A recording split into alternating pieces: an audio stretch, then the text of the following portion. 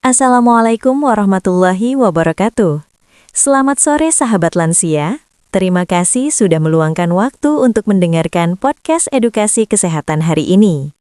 Saya ingin bertanya dengan jujur, khusus untuk para pria yang sedang mendengarkan. Pernahkah Anda merasa cemas, merasa gelisah, bahkan merasa gagal sebagai seorang pria, hanya karena satu hal yang tidak bisa Anda ceritakan ke siapapun? Masalah yang sering dipendam, masalah yang sering membuat seorang suami memilih diam, masalah yang sering membuat seorang pria merasa harga dirinya runtuh perlahan. Hari ini, saya ingin menegaskan satu hal sejak awal. Anda tidak sendirian. Masalah ini umum terjadi, dan yang paling penting, ini bisa ditangani secara medis. Hari ini kita akan membahas satu topik yang sering disalahpahami, sering dianggap tabu, tetapi sangat penting untuk kualitas hidup seorang pria dan keharmonisan rumah tangga. Sebelum lanjut, silahkan klik like, komen, dan subscribe ya. Disfungsi ereksi. Secara medis, disfungsi ereksi adalah kondisi ketika seorang pria tidak mampu mencapai atau mempertahankan ereksi yang cukup untuk melakukan hubungan seksual.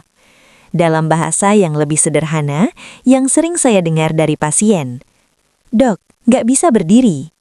Dok, nggak bisa bangun. Dok, rasanya hidup tapi nggak kuat. Itu semua mengarah pada satu kondisi yang sama. Perlu saya luruskan di sini, disfungsi ereksi bukan berarti Anda sudah tidak normal sebagai pria. Disfungsi ereksi adalah gejala, bukan vonis seumur hidup. Ereksi bukan sekedar soal keinginan. Ereksi adalah hasil kerjasama dari otak, saraf, hormon, pembuluh darah, kondisi psikologis. Ketika seorang pria terangsang, otak mengirim sinyal ke saraf, lalu pembuluh darah di penis melebar, darah mengalir dan tertahan di sana, hingga penis menjadi tegang dan keras. Jadi, jika salah satu saja dari sistem ini bermasalah, maka ereksi pun ikut terganggu. Inilah sebabnya mengapa disfungsi ereksi tidak bisa diselesaikan dengan cara instan sembarangan. Banyak pria bertanya, "Dok, sebenarnya ereksi saya ini normal atau tidak?" Mari kita sederhanakan. Ereksi yang normal mudah terjadi saat ada rangsangan, ada ereksi pagi hari. Setelah selesai, penis kembali lemas dengan sendirinya. Ereksi yang tidak normal. Tidak bisa ereksi sama sekali. Ereksi bertahan lebih dari 4 jam. Yang nomor 2 ini disebut priapismus, dan ini berbahaya. Jika ereksi berlangsung lebih dari 4 jam dan tidak turun, darah bisa terjebat, jaringan bisa rusak, dan bila dibiarkan bisa menyebabkan kerusakan permanen. Ini bukan hal sepele. Saya perlu berbicara jujur di bagian ini. Banyak pria datang ke saya setelah minum obat kuat dari online shop, menggunakan pompa vakum tanpa panduan, mengikat penis dengan karet, mencoba suntikan tanpa pengawasan dokter. Awalnya memang terlihat berhasil, namun efek jangka panjangnya bisa merusak pembuluh darah, merusak saraf, menyebabkan priapismus, bahkan berujung disfungsi ereksi permanen. Ingat baik-baik kalimat ini. Yang instan belum tentu aman, yang viral belum tentu benar.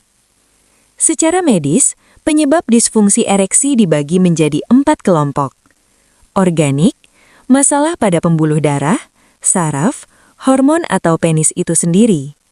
Psikis, stres, cemas, tekanan ekonomi, masalah rumah tangga, rasa takut gagal. Campuran, gabungan antara organik dan psikis, ini yang paling sering terjadi. Iatrogenik, efek samping obat-obatan tertentu, seperti obat darah tinggi, kolesterol, atau obat jantung. Karena penyebabnya berbeda-beda, maka pengobatannya pun tidak bisa disamaratakan. Jawaban saya tegas. Bisa. Kuncinya hanya satu, temukan penyebabnya terlebih dahulu. Setelah itu, terapi medis saat ini lebih aman, lebih efektif, bahkan bisa lebih baik dari kondisi sebelumnya. Tidak ada yang perlu ditakuti. Untuk para pria, terutama usia 40 tahun ke atas, Sadari bahwa hormon testosteron akan menurun seiring usia. Usia 45-55 tahun disebut fase andropaus. Jaga pola hidup, kelola stres, jangan abaikan keluhan seksual. Masalah ini bukan tanda kelemahan, melainkan tanda tubuh minta diperhatikan. Sebagai dokter, saya ingin menutup dengan satu pesan penting. Jangan malu, jangan gengsi, jangan menyerah pada keadaan. Banyak pria yang akhirnya berkata, "Tidak apa-apa, biar istri cari sendiri kebahagiaannya." Dan itu adalah hal paling menyedihkan yang bisa saya dengar. Padahal, semuanya bisa diselesaikan dengan cara yang benar. Datanglah ke dokter, bicarakan dengan jujur, cari solusi medis, bukan jalan pintas. Ingat, dokter adalah kawan, bukan lawan. Jangan abaikan ereksi pagi, jaga gula darah dan tekanan darah, tidur cukup, kelola stres, konsultasi sebelum parah. Lebih mudah mencegah daripada memperbaiki. Bapak-bapak yang saya hormati, tidak ada pria yang gagal hanya karena ereksi menurun. Yang gagal adalah pria yang menyerah tanpa berusaha mencari solusi. Jangan malu, jangan gengsi, jangan menunggu istri kecewa terlalu lama. Jika Bapak mengalami ereksi melemah, tidak bisa bangun, takut mendekati istri, atau ingin memastikan kondisi kesehatan pria secara medis, segera konsultasikan ke dokter spesialis andrologi.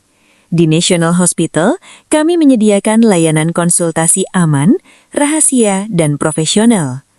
Pendaftaran konsultasi. Konsultasi langsung bisa lewat chat. Konsultasi awal bisa ditanyakan melalui admin resmi NH. Jadi, jangan tunggu sampai terlambat. Jangan percayakan ke obat sembarangan.